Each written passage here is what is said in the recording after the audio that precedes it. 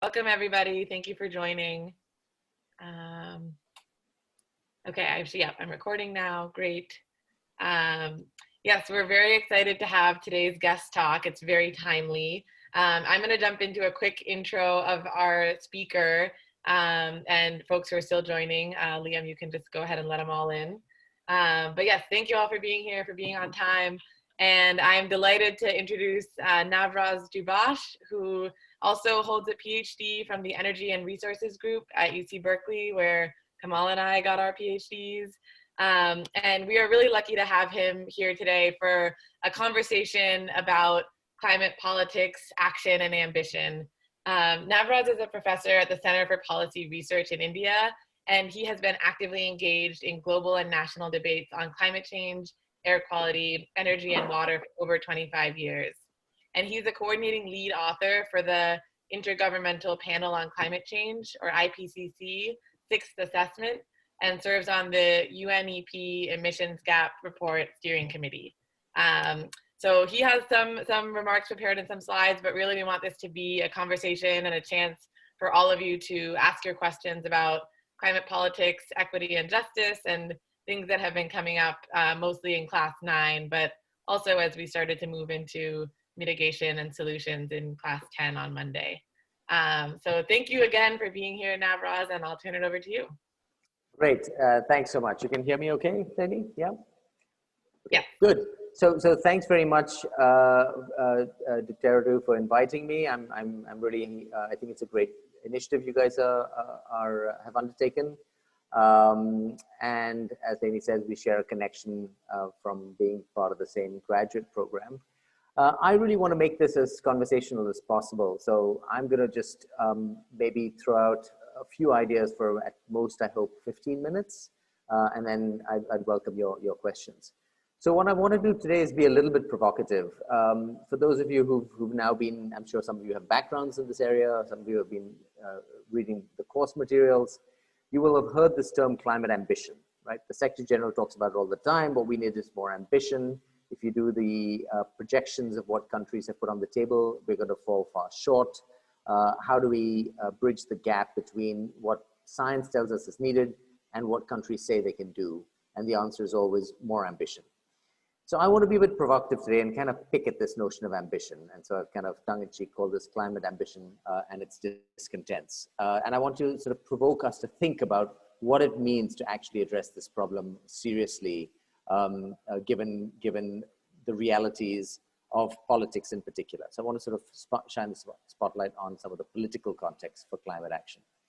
And I wanted to start that by taking you through a somewhat complicated diagram that I call the climate trilemma. So a trilemma is something where you have 3 objectives and you can only achieve 2 of them at the same time, right? So that's a trilemma. It's used in macroeconomics and other things. And the climate trilemma is this.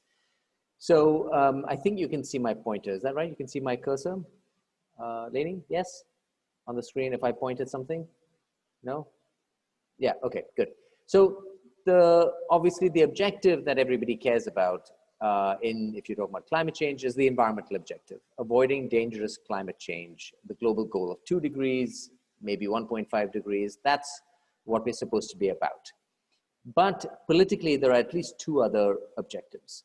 One is you might call the equity objective, which I think you'll have all studied, which is developing countries saying, hang on a second, anything that we do to address climate change can't leave us behind, right? It cannot leave us in a situation where we're locked into low energy use and therefore low development.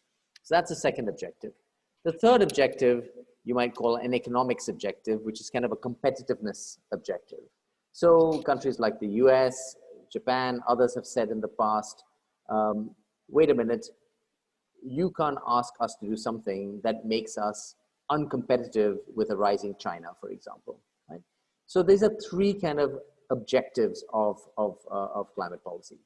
Now, Navroz, I actually couldn't see your cursor. I was just seeing my cursor. Okay, doesn't matter. I won't use the cursor. I'll just point it. So the environment objective is the one at the top. Equity is the bottom left of the screen. Economics is the bottom right of the screen, or competitiveness. Okay, so what are the kinds of ways past this? And I'll spend my most amount of time on this slide because it kind of sets a framework. So one way to square this circle is that label A, the vertex of the side of the triangle that's labeled A, which is kind of the carbon space solution, right?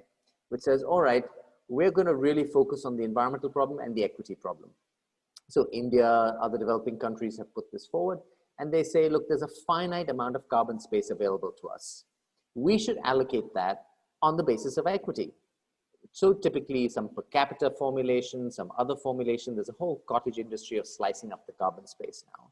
And that makes sure that we reach the 2-degree target, and we also make sure that developing countries get the carbon space they need to meet their development needs. What's left out? Well, the competitiveness vertex, right? So the countries like the US, the EU, developed countries will say, wait a minute, if that happens, then we will have to limit all the carbon space will go to you guys. We'll have to limit our carbon space very, very rapidly, and we'll have to reduce our emissions very fast. That makes our economies uncompetitive. We're not playing, right? So they say, how about instead we do option B? Option B is what you might call Kyoto Plus. And this is what developed countries put on the table in Copenhagen. They said, we will reduce our emissions by 80% by 2050. And you guys do the rest. That's a really generous offer, 80% by 2050, right? But if they do 80% by 2050, guess what? Developing countries have to do the rest. And the rest turns out actually to be quite a lot. If developed countries go down by 80% of their emissions, say in 2005 by 2050, the rest is actually quite a lot because developing countries are growing fastest. So, it's a question of, we will do what we think is feasible, and you guys take all the rest, the residual. And developing countries said, when we do the math, that makes no sense to us, so no thank you. The only political solution left, and I came up with this trilemma thing around 2011, 12 after Copenhagen, the only solution left is the bottom side of the triangle, which is bottom-up pledges. So countries say, we will do what we think we can handle at home and sell politically at home. In the case of developing countries, it's kind of what it will take for us to develop. In the case of developed countries, it's what it will take for us to be competitive. And that actually is where the Paris Agreement came out, right? So every country puts on the table its bottom-up pledge, a voluntary contribution consistent with competitiveness on the one hand, development needs on the other. The only problem, of course, is it only solves these two objectives. It doesn't actually solve the environmental objective, which is why the pledges add up to less than what is required by science. So we are in a Paris world where we are actually along that bottom side of the triangle. That's the political world we live in, right? And in a sense, it was an inescapable outcome of the politics that prevailed around Copenhagen. Okay, so I just want to take a few minutes to set this up and then go further, right? So the next thing I want to tell you is, all right, if every country is putting on the table what it thinks it can do, how does it decide what it can do? So the Paris Agreement calls for countries to come up with nationally determined contributions. How do they nationally determine those contributions? We need to have some way of talking about that. So this is a slide from a project that I'm doing right now, where we're trying to kind of understand climate politics. And if you divide up climate politics into a 4-box diagram, so on one axis is how salient is climate change politically in a country? Is it low or high salience? Is it the kind of thing that shows up in opinion polls that countries care a lot about, that they base their electoral votes on? Or is it relatively low because there are other pressing issues? And on the other axis, how polarizes the country? Is there broad political agreement among many of the population? Do all political parties support climate action, or do some support it and others don't, right? So that's kind of low-high polarization. And this crude kind of 4-box gives you quite interesting results. You end up with 4 categories. So let me just walk you through them. Top left is what I'm calling below the parapet. Countries like India, where climate change is simply not at the top of mind when it comes to voting issues. But for the same reason, it's not very polarized, right? So you can actually make something happen, in a sense, under the radar. Bottom left are what I'm calling contested sectors. So it's low political salience in countries like South Africa and Brazil, but it's high polarization because the politics revolves around key sectors like coal in South Africa or forests in Brazil. The third is the US-Australia box. Highest political salience because people actually, it's now become part of electoral campaigns, but extremely high polarization. The Republicans on one hand, the Democrats on the other. Australia's flip-flopped over the last decade. And finally, in what I'm calling emergent consensus countries, like UK, Germany. China's a special case because in a sense, their system allows for whatever the party goes largely determines what policy options are.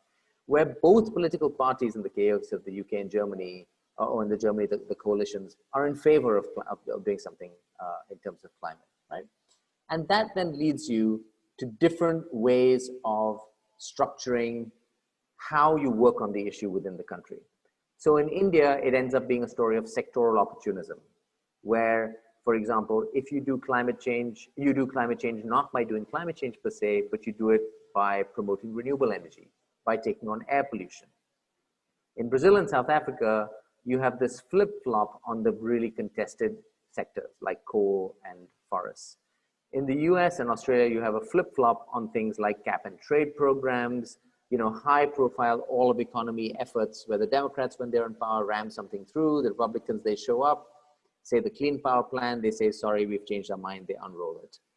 And in the UK, Germany, and China, you actually have long-lasting institutions that are built to try and make things happen on the climate front. Now, ironically, the Paris Agreement presumes everybody's in the top right box, but we're not, right? The Paris Agreement assumes everybody puts a pledge on the table. There's a good faith effort to improve that pledge, to make it real, to push it forward, but not everybody's in the top right box, right? Given this, and this is the key point I want to make, given this, different countries have to find different pathways to climate action that suit their domestic politics. And those pathways are then reflected in the kinds of institutions they build. So what you do, your Paris Pledge is just what shows up at the international level. But underneath that is a whole complex kind of turmoil of domestic storylines, domestic institutions, domestic political tussles that get you to something that you can pledge. And the game in town on climate change, I would submit, is understanding what is going on in each individual country, in particular in the large countries that matter to overall emissions. That is what we should be doing. So as young people, my generation, maybe even Kamal's generation, everybody rushed off to the negotiations. We shouldn't be rushing off the negotiations. We should be staying at home, figuring out what works at home. Right? That, I believe that quite strongly, and understanding what works at home. So let me just take a few more minutes. What time do we start? Yeah, so okay, I've got a couple of minutes. Let me tell you, for example, how this works in India, okay? So in India, how did we think about climate change in India? This is a kind of a scrolling diagram of Indian climate institutions. Back in 2007, it was all about the negotiations. The only parts of government that were involved were Ministry of Environment, Ministry of Power, and the Ministry of External Affairs. I'm sorry that this is so small you can't see it, but basically it's the ministries concerned with the diplomatic story. What do we say at negotiations? How do we make sure India isn't raked over the coals at negotiations, made to look bad, and forced to do things we don't want to do? That was the only issue, right? Then the next step is what I'm calling the co-benefits approach, where India said, you know what? There are some things we can do that won't hurt us economically, like air pollution programs, like solar policy. So if we're doing those kinds of things, or energy efficiency, if we're doing those kinds of things, sure, we can do something. We'll do it for our own reasons, and we'll call it climate, but who cares what we call it, right? And there was a little bit of an interesting dynamic here, because globally people said, no, you got to call it climate. And they're like, well, as long as it, doesn't matter if it's black or white, as long as it catches mice, as Chairman Mao said, right? We just have to make things happen. So we built institutions around that. So we created a cell in the Ministry of Agriculture, in the Ministry of New and Renewable Energy, in the Ministry of, urbanization, and so on and so forth. Right? So that's the next piece. And we created some offices at high up levels, the Prime Minister's office and the cabinet, to try and push this through. Okay? And then we took it the next level to the states and the subnational governments and so on and so forth. So that was how India flipped. And I wish I'd put this slide in here. When I went to Paris, the New York Times had on its front page a picture of a railroad track which said and then on that was the Paris train coming down the track, and sitting across the track was this lazy, sleepy looking Indian elephant, right? So the Indian block to Paris. And that was the impression of India. And now, just last year, our PM got awarded the Champions of the Earth Prize by UNEP. And they basically flipped this image, at least, not by changing much on the ground, but by saying, we will do all this stuff that brings us both development and climate gain. So that's the story and the institutional structure that works in India. And my point is, there is a story and an institutional structure and a politics that works in other countries too. What made this politics work in India is when you set up a national solar mission, which we did as part of our national plan, it created a home within the government where the solar industry could come and lobby, right? So you create an institutional home, it attracts the interests who benefit from that. Those interests get stronger. They in fact lobby for the institution, and you change the political landscape that then shifts investment, right? So very small changes in institutional landscape can bring about these shifts in politics. So 10 years ago, the Ministry of Power would just freeze out the Ministry of New and Renewable Energy. These days, the Ministry of New and Renewable Energy is incredibly important because it's become something that our Prime Minister goes and talks about globally, and it's part of sort of India's positive image in climate negotiations. We can talk separately about lots of things that give India a negative image, but they have turned this around substantially. So I'm just going to conclude now with one final slide coming back to ambition, right? Which is what I want to set you up with. My point here is that there has been a unitary story about how we advance on climate change, which is every country has to promise more in terms of greenhouse gas reductions. We have to have more ambition. What I've just told you is a much more complicated story. It's a complicated story that says under different political conditions, remember that salience and polarization figure, under different political conditions, there are different pathways to accelerating what you do. In some cases, it may be climate qua climate. In some cases, it'll be co-benefits. In some cases, it'll be all about forests. And you have to allow countries the flexibility to do that. And that's really my gripe with the ambition story. So on the left is the kind of standard story you'd hear from the UN Secretary General, the UNEP GAP report, all the powers that be, a kind of a linear view of climate politics. So ambition involves, please tell us, give us a bigger number. Give us a bigger number for 2030, give us a bigger number for 2050, give us a net zero pledge. And the problem I have with that is that it focuses on uncertain long-term future outcomes. It forces countries to prioritize climate outcomes, even though their politics may not support it. It tends to pit climate versus development because you say climate is such a big challenge, you have to put it above everything else. It risks discouraging experimentation and learning by doing, because if you have a pledge, you have to kind of chart a straight course towards it, right? You can't have failures. It takes you back to what was a very counterproductive so-called burden sharing dynamic, which said, okay, we won't tell you how much we'll do unless you tell us how much you're going to do, and we have to kind of carve up the pie. Remember that whole equity discussion about carving up the pie? And it introduces a gaming logic. If you're going to be held by what you said, then maybe you should lowball it the first time around, knowing that you're going to face pressure to increase it, right? So that's what countries did for 20 years. And in countries where capacity is scarce, it distracts you from actually getting going with action on the ground, because the limited number of 5 or 7 or 8 people in your Ministry of Environment have to spend all that time thinking about setting targets and doing the analysis to do that. So on the right-hand side, I'm putting down what I call the sort of a different version of ambition. Ambition is immediate action. You focus on starting things now and learning by doing. It allows for failure. It allows you to calibrate and change course. The objective is not to privilege climate above everything else, but to seek political consensus in different national contexts by looking for co-benefits, times when development and climate can go together, like around air quality. It allows you to make these big strategic bets, for example, around a renewable energy transition, right? And it avoids the gaming dynamic because you're not being asked to pledge something off into 30 years into the future. You're just trying to do something now, understanding that you'll only do it if it benefits you nationally. And your capacity is then focused on unlocking the problems to implementation now. Right?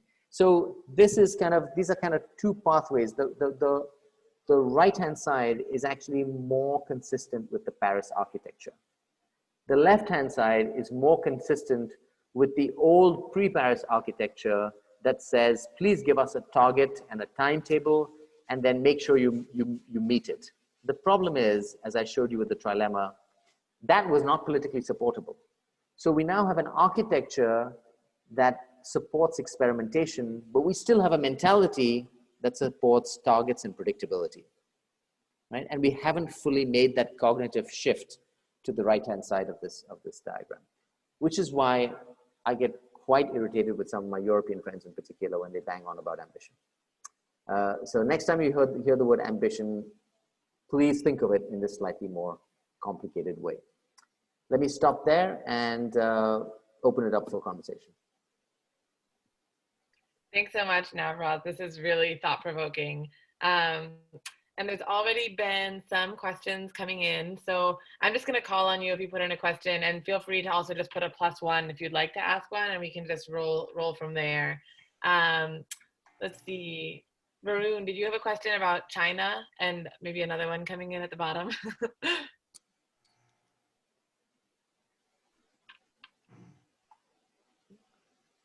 Are people going to ask the question, or do I? China one was just a comment. Sorry, I just ignore that.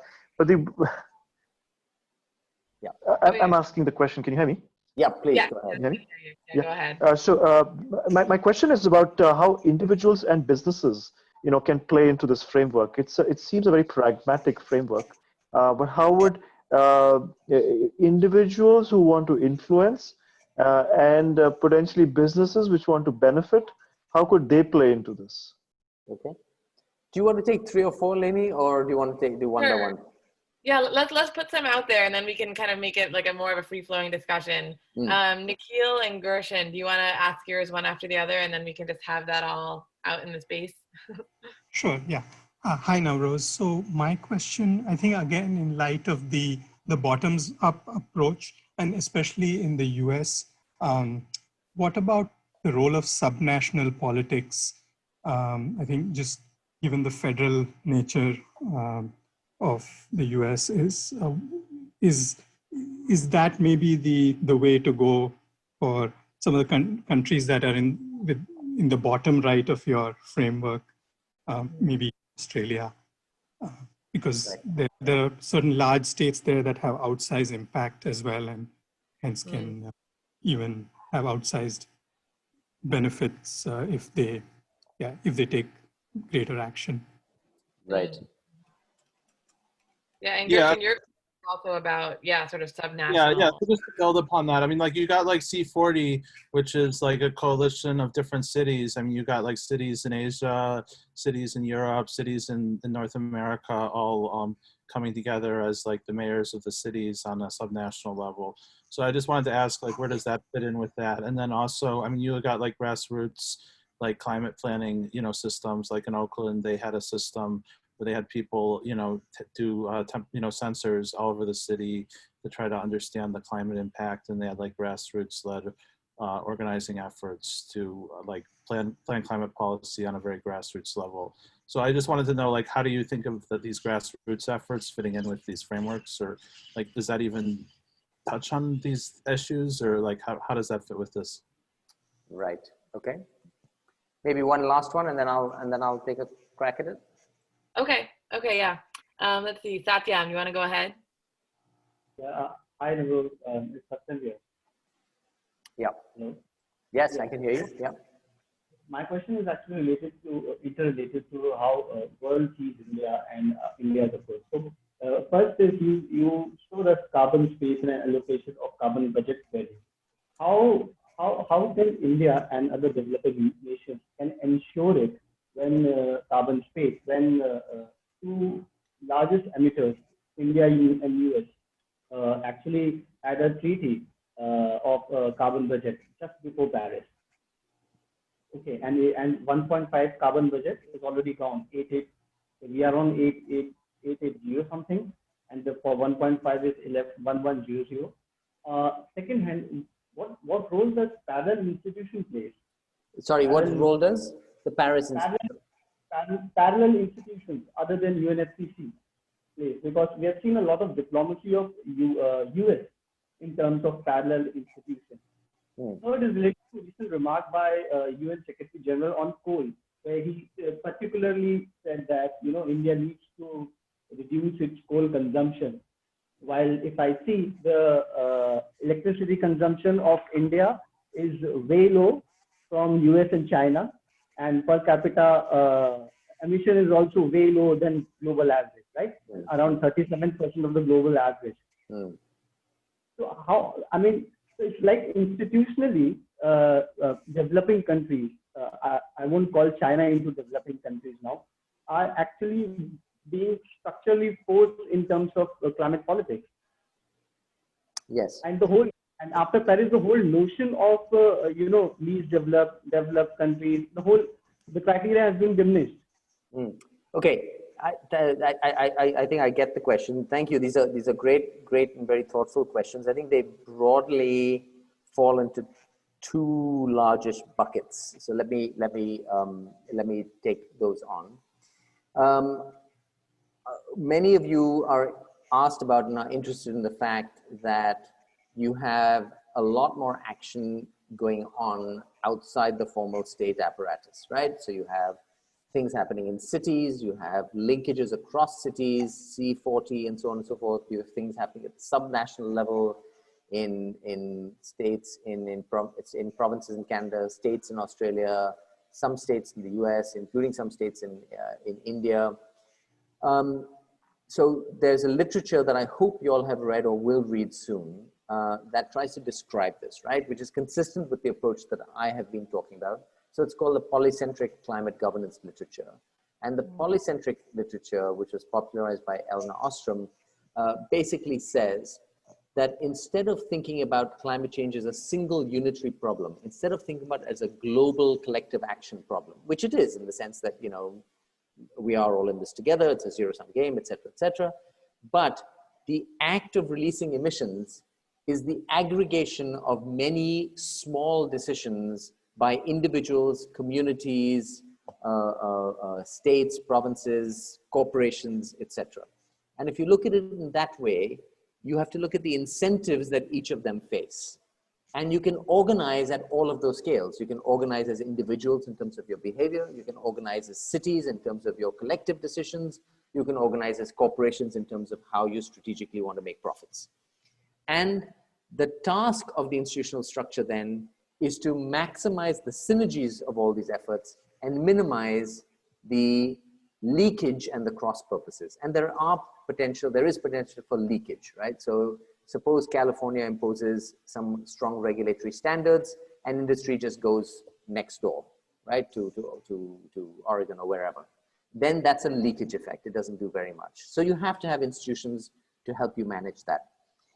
But the debate has shifted from a view that used to say all these leakage effects are so problematic that there's no point having all this dispersed action, to a perspective that now says, no, the dispersed action actually can feed on itself because there are also positive diffusion effects. One state can learn from another, one industry can learn from another. You create new narratives and you create expectations of improved practice. And you also create multiple experiments. So if you have 5 states in the US trying different things, it's much better than the central government deciding to do one thing, because you actually have a natural experiment going on and you can learn from it.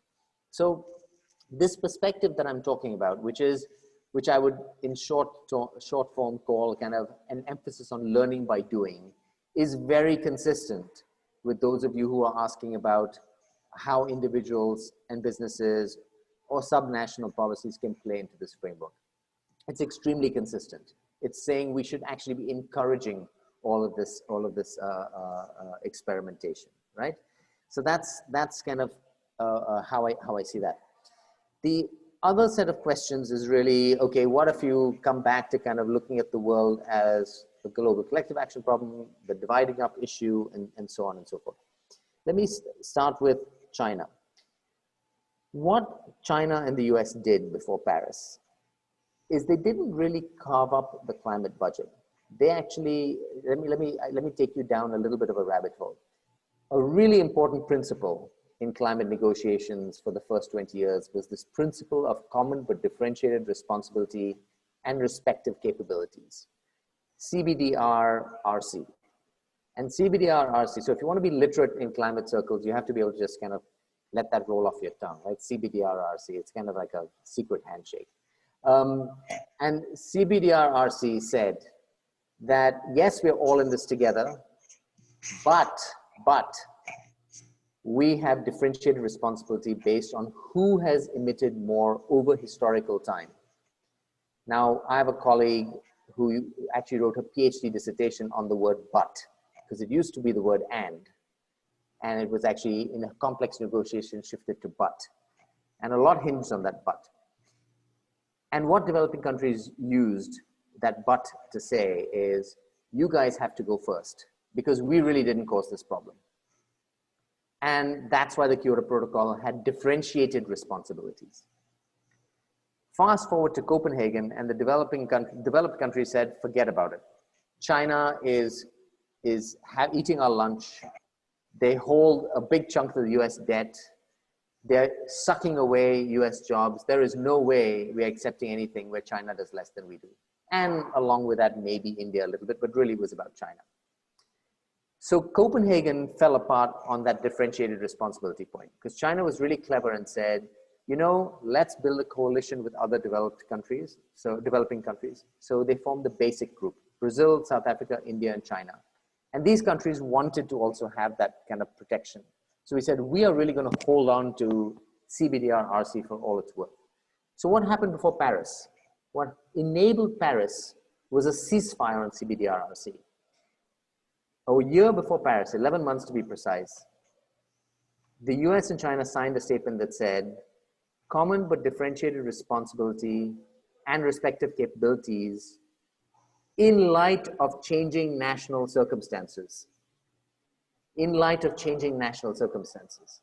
And by that, they opened the door to saying, we still think CBDR-RC is important, but we also know that circumstances have changed.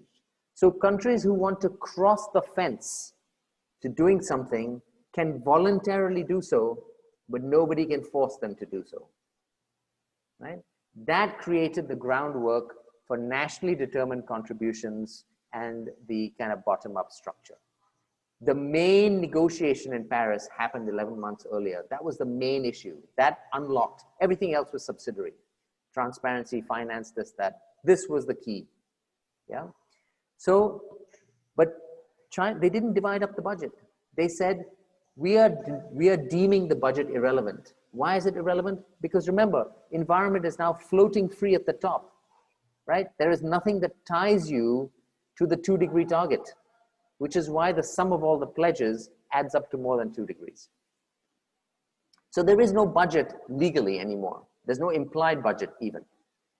Instead, what Paris does is says, we will add up everybody's pledges and we'll come back to you in 5 years and say, can you please up the pledge? We're a little bit short.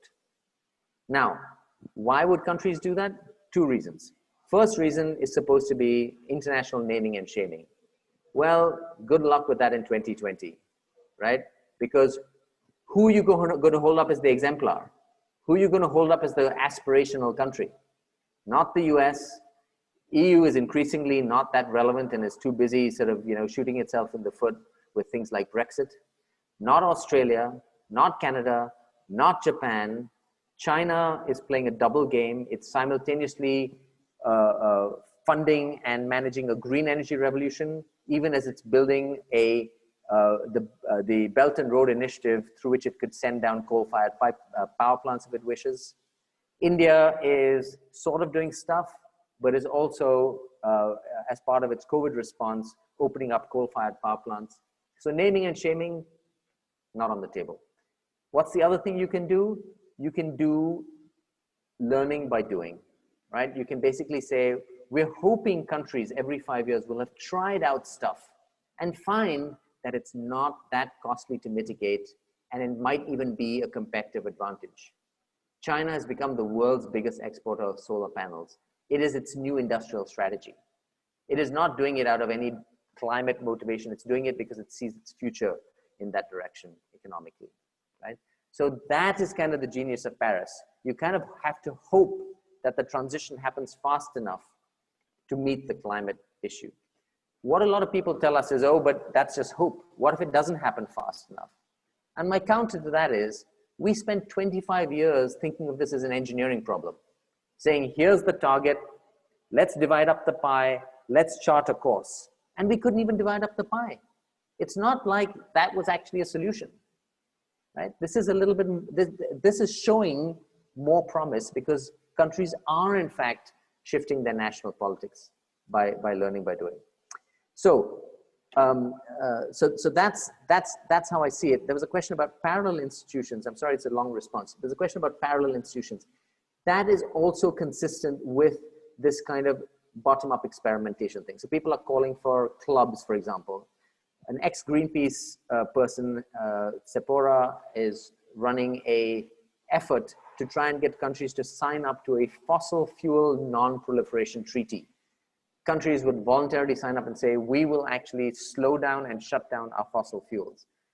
And if a small group of countries decides to do that, they form a club. So this is meant to be kind of complementary pressures. On the UN Secretary General's statement, this is exactly what I have a problem with, right? So the Secretary General actually spoke very carefully. He asked countries to commit to net zero as a principle and to reduce emissions, global emissions by 45% by 2030. He did not ask India to do that because that would be inconsistent with the Paris Agreement, right? He did not directly, when he gave his speech in India, he did not say, you, India, please do X.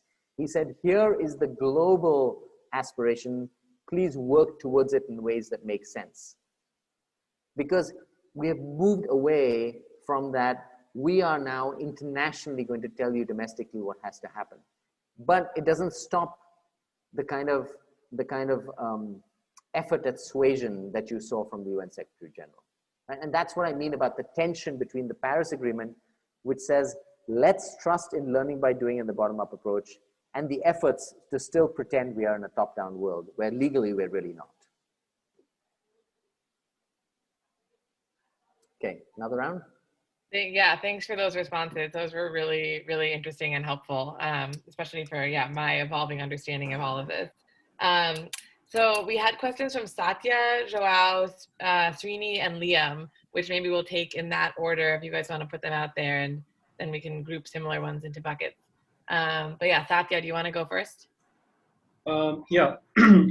So my question was, what is your opinion of Indian government's current policies of opening up coal, and I said maybe taking a step or two back? Does that fit in the framework of a bottom-up approach on voluntary contribution to carbon the carbon framework? The second question is, I think I'd asked this in another talk, and it was about our nuclear policy approach. And I remember in the Paris Agreement, we had a problem with how other countries were not allowing us to use nuclear as a renewable source. So are we still serious about it? What is happening in that area? The third question is, going by your answers, won't the BRICS, Brazil, Russia, India, China, and South Africa be the biggest conference that happens on climate change then? Because I feel like now all the policies are centered around how these countries take on climate change. So yeah, those are my three questions. Maybe a couple more? Yes, Joao, you want to go ahead? Yeah.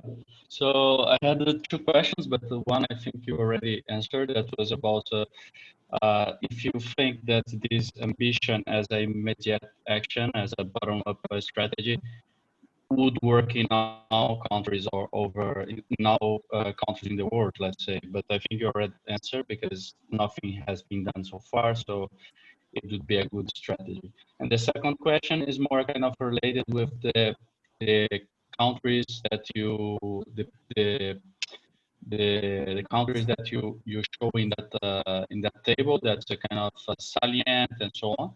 If you think, for example, countries and corporations that are more kind of love the government, right? They almost own the government, the politics, let's say. How to make them accountable, be responsible by commitment with climate change or changing or having goals to change things in the near future and the long term, let's say. So Mm. just Yeah, accountability is definitely yeah, a good thing to ask about. And I'll ask Srini's question because yeah, I don't know if ever, all the internet is strong. So his question was, how can Indian politicians sell climate change to their constituencies? When do you see climate change making an appearance in an election manifesto in India? I had another question to ask. Can I ask? Oh, sure. Go ahead. And then Liam, we'll get to you next if that's okay. But yeah, you want. So my question was in 2011, India kind of came up with a report called Gadgil report on ecological report that kind of emphasized on making three dimension for ecological protection. Sorry, this is the Gadgil report? Yeah, and next year there's another revised report. I'm forgetting the name. It's Kastu something like that. That revised report which talked about ecological report in one section rather than three divided section. That was bit towards development. So my question was, be it any political government, be it the present party, be it the previous party, their ideology kind of was climate change, even though they were focusing on that, but wasn't focused on that inclination. So why is that? Unless until if our policies, our ideologies completely towards development, can we, even though we force it, do we consciously evade this question of protection and all? Because Kerala right now suffer its consequences because there was this prediction done by the 2011 report only, which could have avoided if proper implementation would have taken. So now, like, what's the whole scenario? How can we move forward? Address the question of Paris Agreement. Okay. Great. Should I take those or you want to take one more, Lenny? Let's go with those. Yeah, that sounds good. All right. So we've got two clusters again. One is kind of the India cluster and the other one is really about corporations and accountability. So the question on corporations and accountability is really interesting, right? And it operates at multiple tiers. So one is some of the largest corporations in the world are among the world's largest emitters. I can't remember the dramatic numbers, but some of them basically emit more than most countries. And their accountability can't work nationally because they have a transnational presence. So there's some clever things you can do there, right? So one of the things that I find is an incredibly, and as a researcher, I like it because it's kind of led by research, which is very rare because we're normally fairly irrelevant, is the research that said, if we are serious about climate change, then if we look at all the known fossil fuel assets of fossil fuel mining companies, coal, oil, gas mining companies, then there is a certain share of them that we simply cannot burn if we're going to stick to 2 degrees or 1.5 degrees. There is a certain set of those assets that are unburnable. If we are serious about climate change, if they are unburnable, that means the assets of those companies are much less valuable than they are projecting, and they are much less valuable than their share price reflects. So they have a big risk, which they're not disclosing, that their assets are going to devalue as climate policies emerge. And they got the Bank of England to make us, the Mark Carney, the chairman of the governor of the Bank of England, to make a speech saying, we should have disclosure of future exposure to asset devaluation because of fossil fuel risk, fossil fuel policy. The share price of those companies has gone into a tailspin, particularly of coal. Yeah? Of course, it's also helped by the fact that renewable energy has become much cheaper and has basically crossed over in many countries with the cost of electricity from coal in the last 5 years. Right? So those are kind of very interesting mechanisms. There's also shareholder activism where you buy up shares of a coal company and then you sort of, you know, seek disclosure on risks, and there are things like that. Okay, that's at the international level. At the national level, and there's another, let me give you another example. There's another lobbying effort by civil society that went to private sector banks and said, you guys should follow a set of guidelines on your investment that take into account things like fossil fuel risk. Banks agreed, and that made it harder for fossil fuel companies to borrow money. Right? So there are these kinds of international interesting mechanisms often operating through money and transparency and disclosure.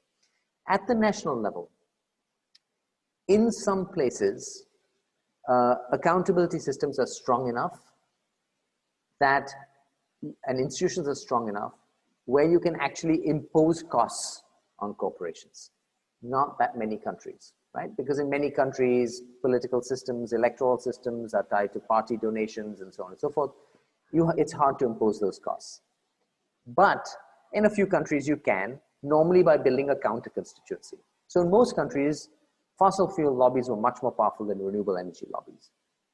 In the last 3 or 4 years, as the costs have changed, the same companies are flooding into renewable energy. So there's a company in India called Adani, notorious because it's building this mine in Australia. It's going to ship the coal to India. It's building big power plants in India. About 4 or 5 years ago, Adani created a company called Adani Green. Yeah? In the last 6 months, the shares of Adani Green have gone up 1,000%. Adani has just got a contract for 6 gigawatts of solar power. A large thermal fired power plant is 1 gigawatt. That's like 6 thermal fired power plants. Now, they were using their influence on the fossil fuel side. They're now using the same influence on the renewable energy side. So renewable energy as an industry has become politically mature. It can now go toe to toe with other companies, right? So as the profitability shifts, that's what actually, in practice, it's less the stick of accountability and more it's the changing the rules of the game. That's the pragmatic truth of it, right? That's often how these shifts happen. But you can make them happen in small and interesting ways. So India created a national solar mission. They set targets for renewable energy. They brought renewable energy companies in. They gave them subsidies. They slowly helped them get a toehold until the point where they have now become pretty powerful, right? And the government listens to them. So it's not like you have to just sit on your hands and wait. You can do things to accelerate this shift, okay? So that's my kind of complex multi-part story on corporations and accountability. On India, because I know we have a lot of people who are not from India on this call, I'll be a little faster because not everybody may want to know all the nuances of this. On coal and nuclear, you know, India has opened up coal mining because post-COVID, we really need jobs. And it is seen as a high employment sector. Of course, so is renewable energy, but the jobs for renewable energy will be in a different place. They are more skilled, etc., etc. But the smart money says nobody is really going to invest in that coal. The government may have opened up the sector, but in fact, the Adani Power guys, there was a spokesperson for Adani who said, I don't think we're going to be very interested. He was quickly hushed up and they withdrew the statement. But that's probably what they thought. Because they know that if you're going to build a coal-fired power plant in India, you have to make money for the next 30 years from it. Already, it's cheaper the marginal unit of electricity is cheaper from renewable power. And costs are just going to go more and more in the favor of renewables. So I don't think actually that the opening of the coal mines is going to be more than a gesture. I don't think that's going to attract much investment. We'll see. I could be wrong.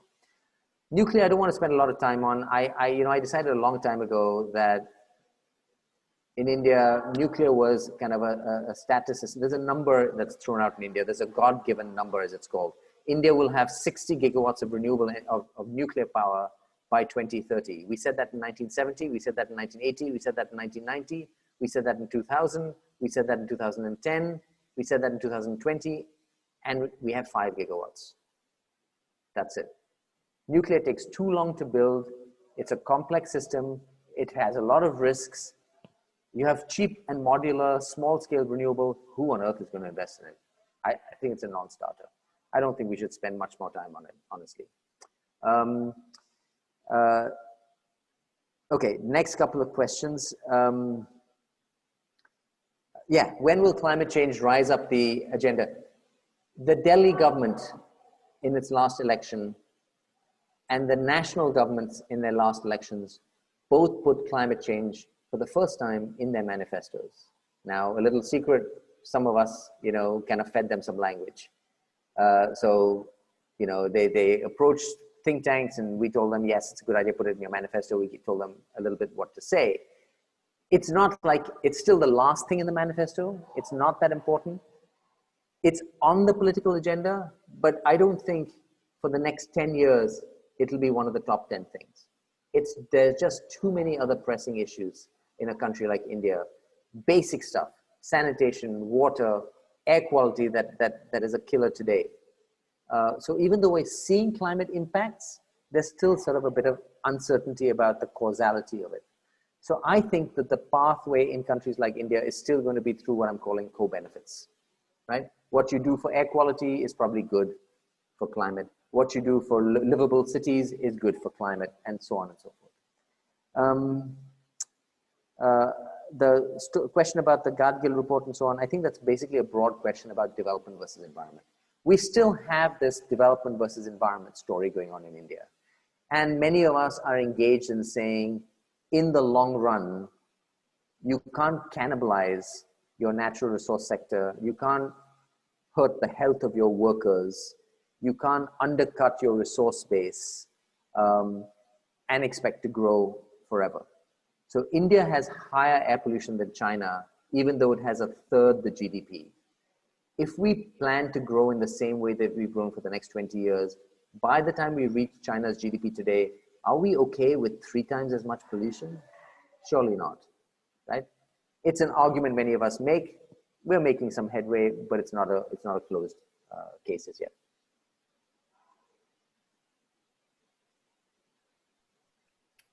Okay, should we open it up to a few more?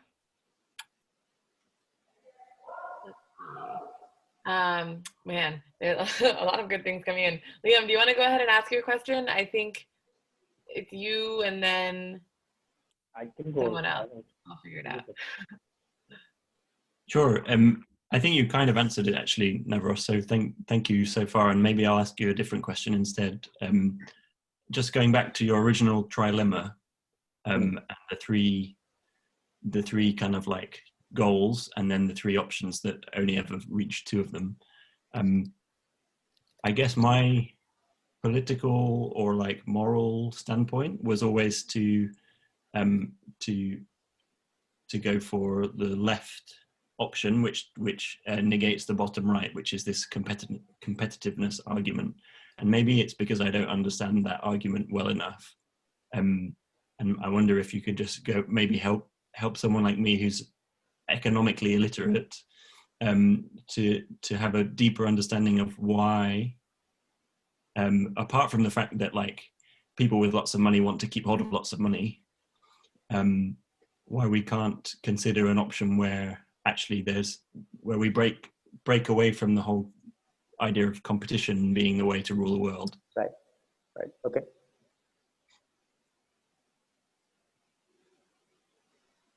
Let's see.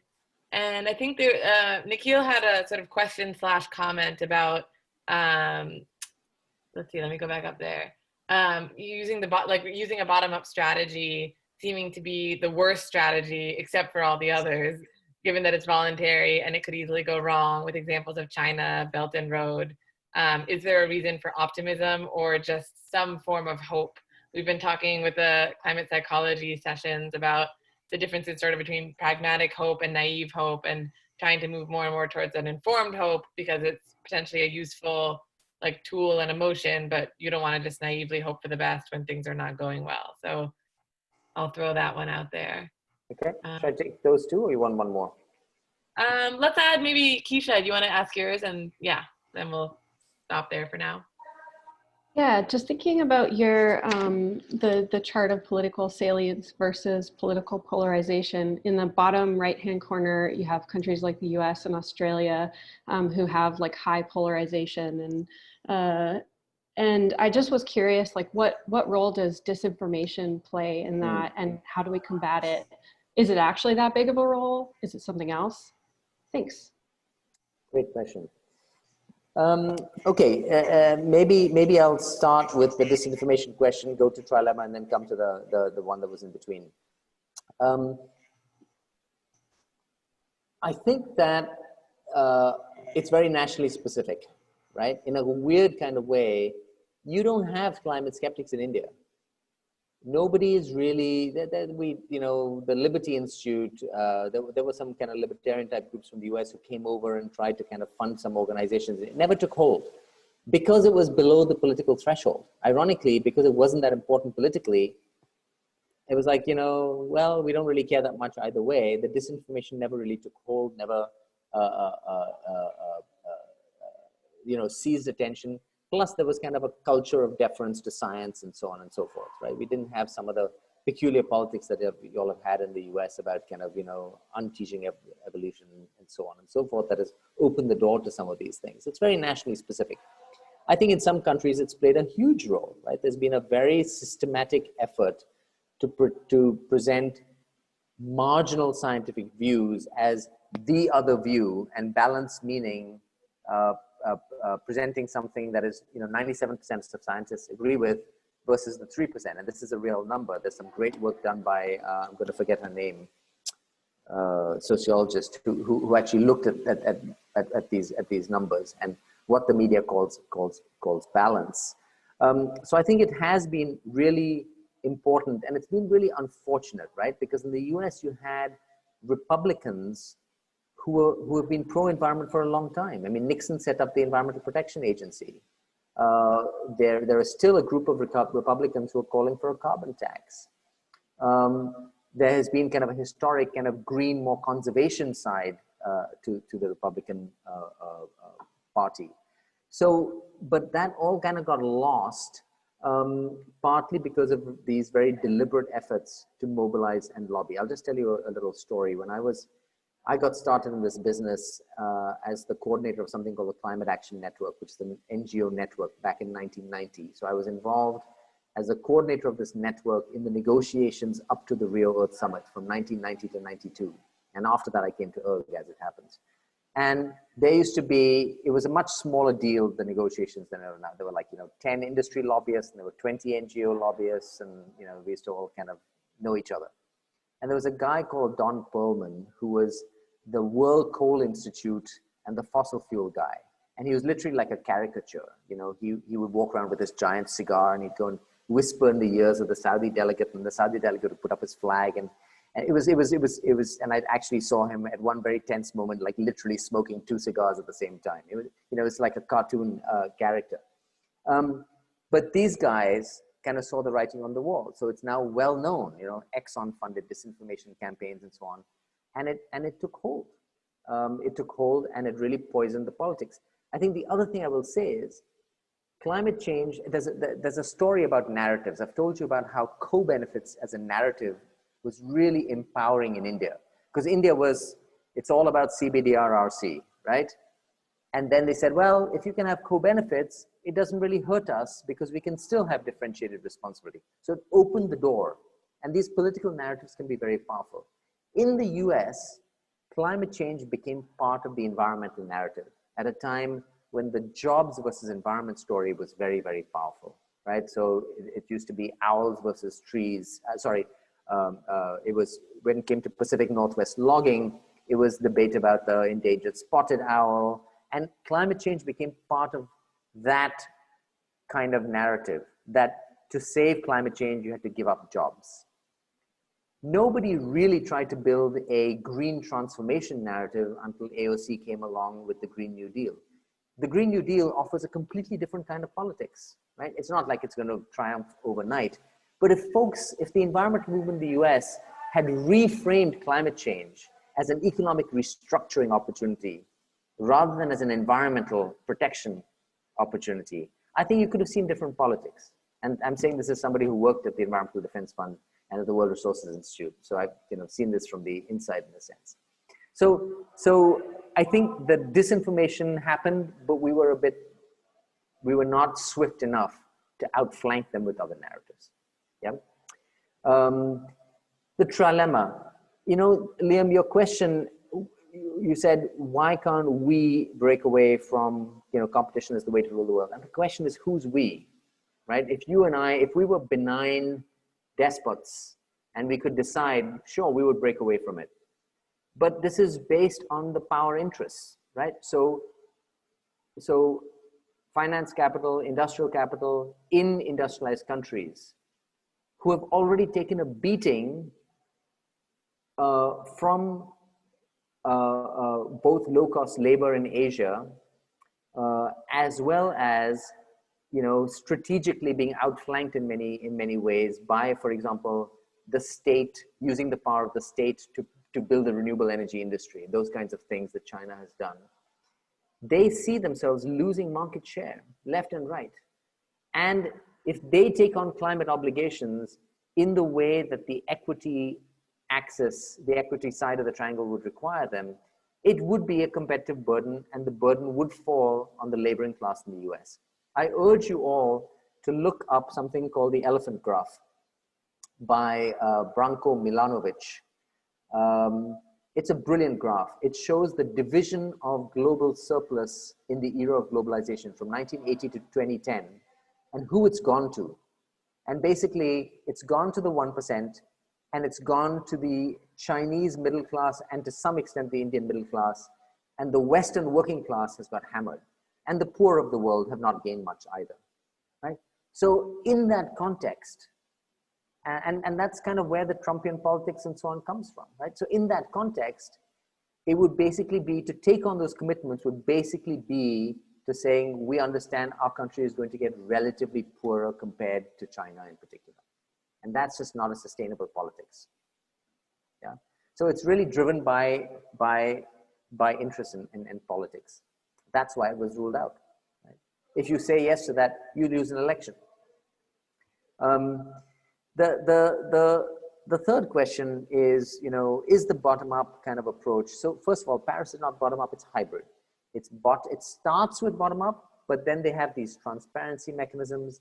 They have what's called a ratchet mechanism. So it's kind of a, it's every 5 years you come back to the table, either because you're named and shamed or more likely because you discover that there's some gains to be had. And it certainly worked in the case of India, right?